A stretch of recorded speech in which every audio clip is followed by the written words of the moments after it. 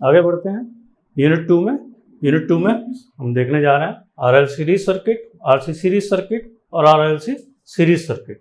RL circuit, L inductance है, R resistance और C capacitance. ठीक है, हम पहले भी देख चुके हैं। आर से हम रेजिस्टेंस को डिनोट कर रहे हैं, एल से इंडक्टेंस को और सी से कैपेसिटेंस को।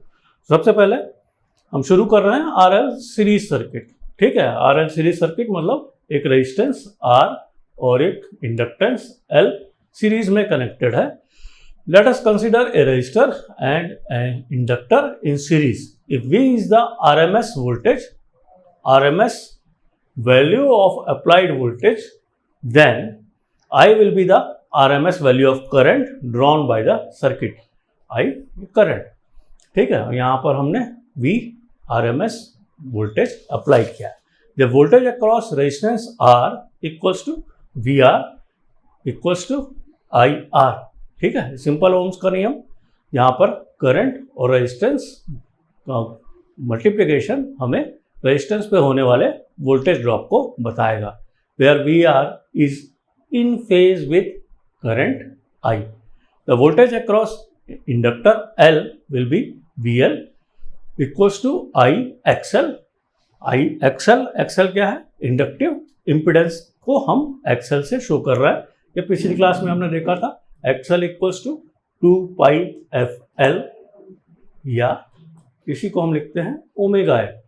ठीक है, ये इंडक्टिव इम्पिडेंस को बता रहा है। Where VL leads I by 90 degree.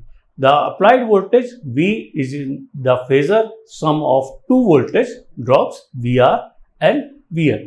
अब फेजर डायग्राम में आ रहे हैं। यहाँ पर फेजर डायग्राम में VL ये इंडक्टिव वोल्टेज है, VR रेजिस्टेंस के अक्रॉस वोल्टेज ड्रॉप है और ये चूंकि लीड कर रहा है इसलिए VL हमारा Y एक्सिस में हमको दिख रहा है, जबकि VR हमारा X एक्सिस पे है।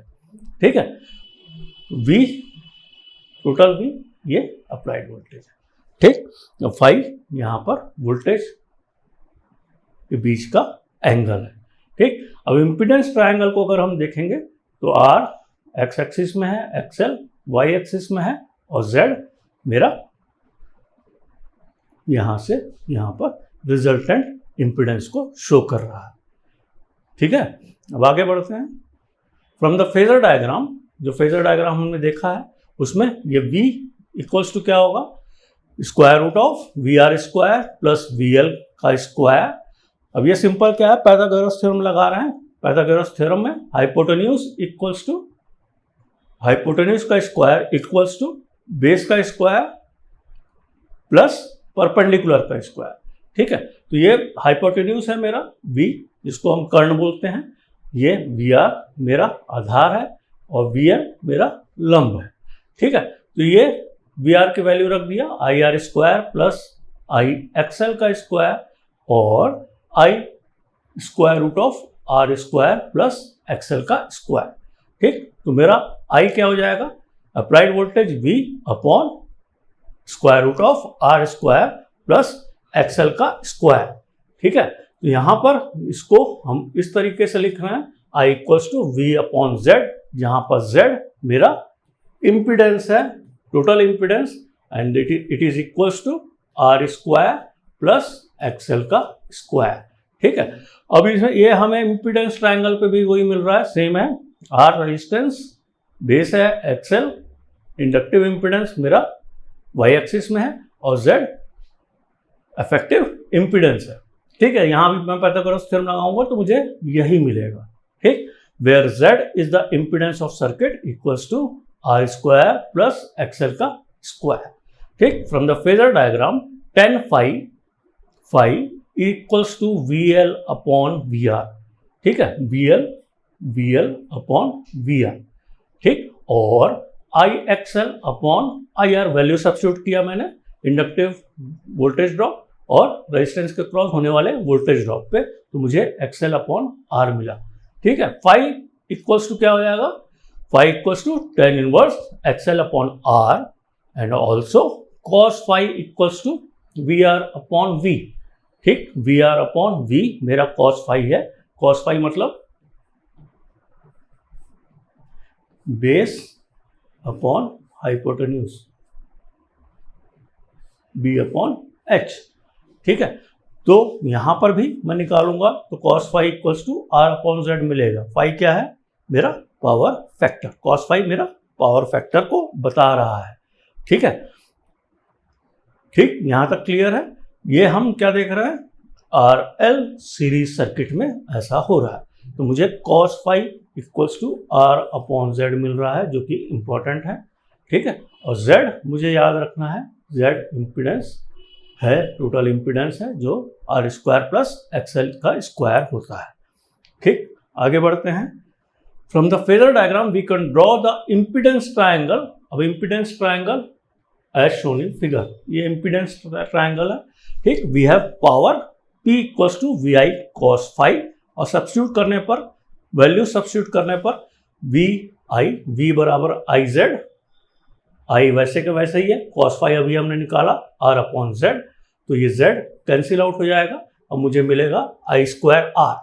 Power equals to I square R किस में हो रहा है? ये आर एल सीरीज सर्किट में। From the power triangle we have true power. अब यहाँ पर एक्स एक्सिस में मेरा ट्रू पावर है, और यहाँ पर वाई एक्सिस में मेरा क्या है? Reactive power. ठीक, तो true power is given as P equals to V I cos phi, और ये इक्वल्स टू हमने अभी निकाला है आई स्क्वायर आर। ठीक है, अब reactive power equals to V I sine phi. अब यहां से जो मुझे फाई मिल रहा है, फाई क्या होगा? Cos inverse R upon Z. ठीक, तो इस फाई के सहायता से हम यहाँ पर साइन फाई ले लेंगे। तो साइन फाई के द्वारा हम वी आई साइन फाई अगर कर रहे हैं तो मुझे रिएक्टिव पावर मिल रहा है वाई एक्सिस का पावर। ठीक है, apparent power P equals to V I. Apparent power मतलब इस ट्रू पावर और रिएक्टिव पावर का रिजल्टेंट मुझे जो पावर मिल रहा है that is apparent power. Apparent power cos square होगा, P equals to V I cos phi का स्क्वायर, वी आई का स्क्वायर प्लस वी आई का स्क्वायर एंड साइन फाई का स्क्वायर। ठीक है, तो वी आई स्क्वायर मैंने कॉमन ले लिया, तो मुझे क्या मिलेगा? Cos square phi plus sine square phi. और हमको मालूम है ट्रिग्नोमेट्री में क्या होता है? Cos square theta plus sine square theta equals to 1। तो ये मेरा टर्म 1 के इक्विवेलेंट हो जाएगा। तो मुझे अपेरेंट पावर क्या मिलेगा? Square root of V I का square, that is equals to V into I. ठीक है, तो ये मेरा अपेरेंट पावर है आर एल सीरीज सर्किट में। ठीक, तो ट्रू पावर मुझे क्या मिल रहा है? V I cos phi. ठीक, ट्रू पावर है तो कॉस फाई आना है, रिएक्टिव पावर है तो साइन फाई आना है, और अपेरेंट पावर वी आई है। ठीक है, इस तरीके से आप याद भी रख सकते हैं। रिएक्टिव है मतलब साइन है आर एस, और ट्रू है तो कॉस फाई टी सी। ठीक, apparent power V I simple है, नॉर्मल, जैसे कि हम रेजिस्टेंस पे निकालते हैं।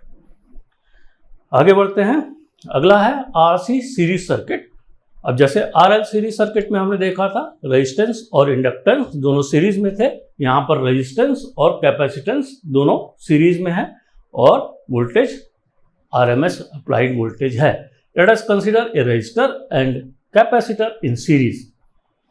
If V is the RMS value of applied voltage, V is the applied voltage, then I will be the RMS value of current drawn by the circuit. ये I current हुआ। ठीक है, the voltage across R will be VR equals to IR, जो कि resistance के cross voltage drop को दिखा रहा है। ठीक है, अब यहां पर VR is in phase with I।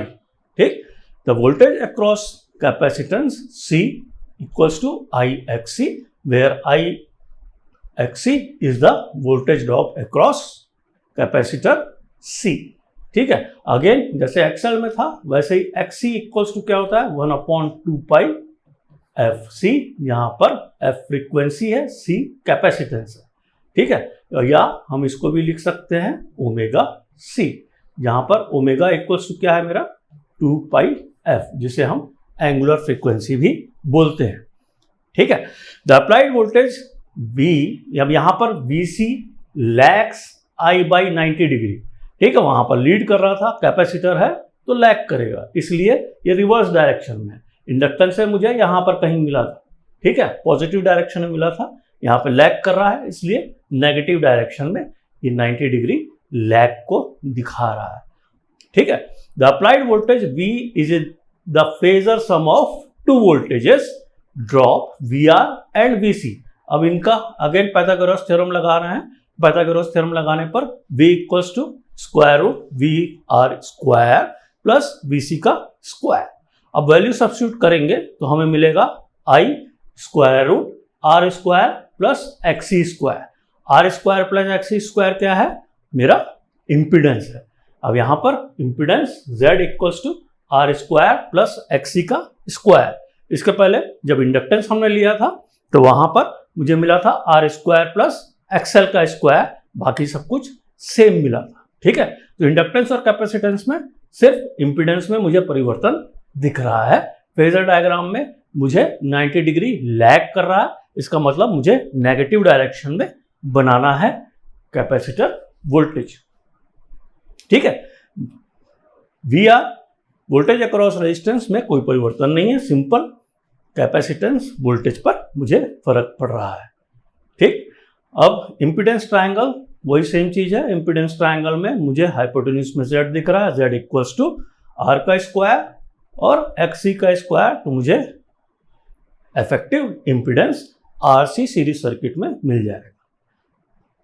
From phasor diagram again, अब यहाँ पर फेजर डायग्राम में मैं देखूंगा तो फेजर डायग्राम में मुझे tan phi equals to VC upon VR। ठीक है, तो tan थीटा मुझे मालूम है, tan थीटा इक्वल्स टू क्या होता है? VC perpendicular upon base. Perpendicular upon base, तो परपेंडिकुलर अपॉन बेस अपन करेंगे तो XC अपॉन R।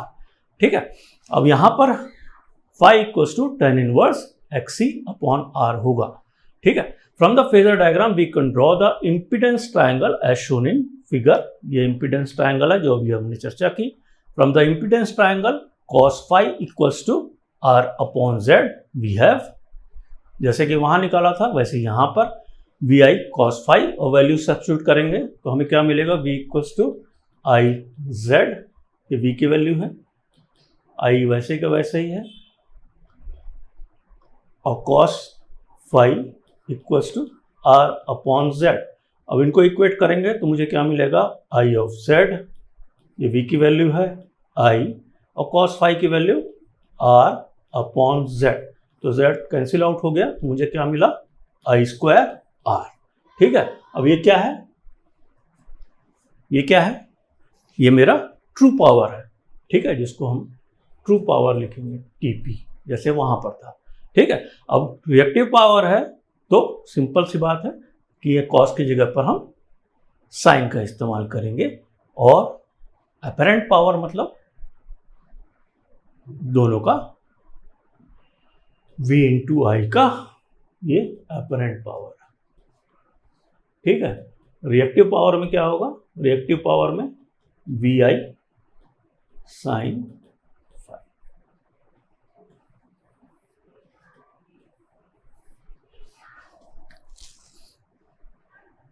अब RLC सीरीज सर्किट में आगे बढ़ते हैं। RLC सीरीज सर्किट मतलब रेजिस्टेंस, इंडक्टेंस और कैपेसिटेंस तीनों सीरीज में है। Let us consider a resistor, inductor and capacitor in series. If V is the RMS value of applied voltage, then I will be the RMS value of current drawn by the circuit. इस circuit में कितना current flow हो रहा है? वो current I। ठीक है, the voltage across resistance R equals to VR, again same है IR, where VR is in phase with current I, क्योंकि रेजिस्टेंस है, फेज पे रहेगा, जो हम पहले देख चुके हैं। अब इसी तरीके से the voltage across inductance L equals to I of XL। XL जैसे कि हमने पहले देखा इंडक्टिव इम्पीडेंस है, where VL leads current I by 90 degree. ठीक है, अब voltage across capacitor C equals to I of XC where BC lags I by 90 degree. अभी हमने नेगेटिव डायरेक्शन में बनाया था, ठीक है। In phasor diagram the voltages VL and VC are 180 degree out of phase with each other, ठीक है। VL मेरा पॉजिटिव डायरेक्शन में बनेगा और VC मेरा ये VL है, ठीक है, ये VR है, ठीक है। तो यहां पर 180 डिग्री का फेस आउट है with each other. VL is greater in magnitude than VC, so the resultant voltage will be VL minus VC, ठीक है। वही दिखाया VL VC, ये 90 डिग्री इन लीड कर रहा है और ये 90 डिग्री लैग कर रहा है। लैग कर रहा है इसलिए हम नेगेटिव डायरेक्शन में ले रहे हैं और ये पॉजिटिव डायरेक्शन में VL को ले रहे हैं, ठीक है। अब VL अगर ज़्यादा है तो ये सीधी सी बात है, मेरा VL माइनस VC यहाँ पर रहेगा। The applied voltage V will be the phasor sum of voltages VR and VL minus VC। Again Pythagoras theorem लगा रहे हैं हम, तो V equals to square root of VR का square plus VL minus VC का whole square, तो मुझे ये मिलेगा, ठीक है। अब आगे बढ़ते हैं, तो आगे बढ़ेंगे तो हमें क्या मिलेगा, I equals to V upon R square, square root of R square plus XL minus XC का whole square, where I equals to V upon Z, और Z यहाँ पर टोटल इम्पीडेंस है। टोटल इम्पीडेंस क्यों बोल रहा हूँ, क्योंकि यहाँ पर इंडक्टेंस और कैपेसिटेंस दोनों लगे हुए हैं। XL पॉजिटिव रहता है हमेशा, XC नेगेटिव में रहता है, ठीक है। अगेन फिर से याद दिला रहा हूँ, XL equals to omega L, XL XC equals to 1 upon omega C।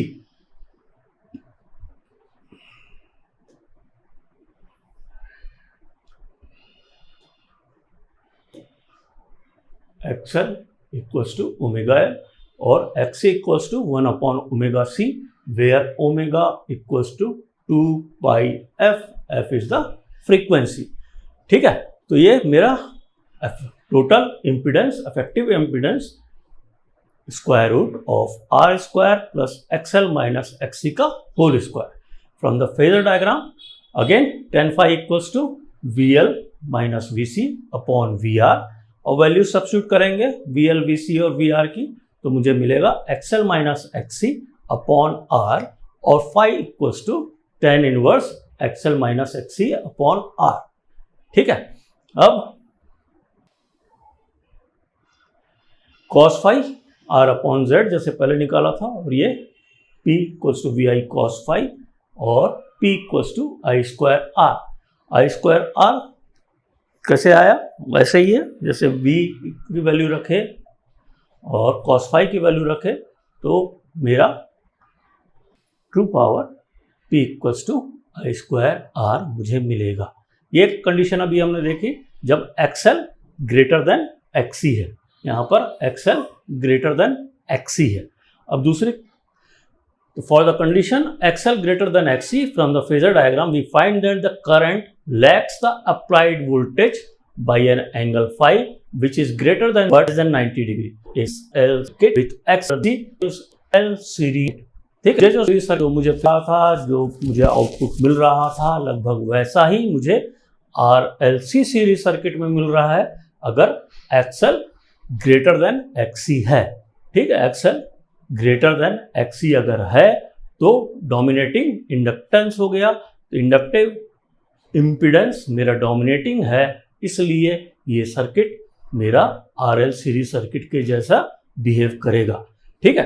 अब दूसरा कंडीशन लेते हैं, for the condition XC is greater than XL, ठीक है, तो इसका विपरीत होगा। From the phasor diagram we find that, अब ये XC ग्रेटर देन XL है, इस वाले केस में यहां पर हम देख रहे हैं केस B है, ठीक है। अब यहां पर मेरा XC XL से अधिक है। We find that the current leads the applied voltage by an angle phi, यहां पर फाई एंगल से लीड करेगा and which is greater than 0 but less than 90 degree. So a series RLC circuit with XC is greater than XL behaves as a RC series circuit. ठीक है, RC series circuit में अगर XC greater है XL से तो dominating मेरा capacitive impedance है, capacitive impedance है तो करंट लीड करेगा अप्लाइड वोल्टेज से, अगर इंडक्टेंस डोमिनेटिंग है तो करंट लैग करेगा अप्लाइड वोल्टेज से, ये ध्यान रखना है। ठीक है, अब तीसरी कंडीशन ले रहे हैं। तीसरी कंडीशन में XL equals to XC। From the phasor diagram we find that the current is in phase with the applied voltage. ठीक है, अभी करंट I फेज में है। ठीक है, यहां पर ये अब मेरा वोल्टेज था और ये मेरा करंट है, यहाँ भी करंट है और ये वोल्टेज है। ठीक है, तो दोनों ही जगह लैग कर रहा है, लीड कर रहा है, समझ में आ रहा है अपने को। ठीक, अब यहाँ पर जब XL इक्वल्स टू XC है तो मेरा current is in phase with the applied voltage, phase में है, दोनों एक ही लाइन में है, एक ही डायरेक्शन में है। We find that the current is in phase with the applied voltage, the phase angle between current and applied voltage is 0। ठीक है, current and applied voltage is 0। So the series RLC circuit with XL equals to XC or inductive impedance equals to capacitive impedance behaves as a pure R circuit or resistive circuit। ठीक, pure R circuit अगर XL equals to XC है। Hence a series RLC circuit can behave in 3 different ways depending upon the values of inductive and capacitive reactance। ठीक है, inductive और capacitive reactance पर मुझे पता चलेगा XL अगर XC के बराबर है तो रेजिस्टिव सर्किट के तरह से काम करेगा, XL अगर ग्रेटर देन XC है तो ये इंडक्टिव सर्किट की तरह बिहेव करेगा, अगर XC ग्रेटर देन XL है तो ये कैपेसिटिव सर्किट की तरह काम करेगा। ठीक है, थैंक यू।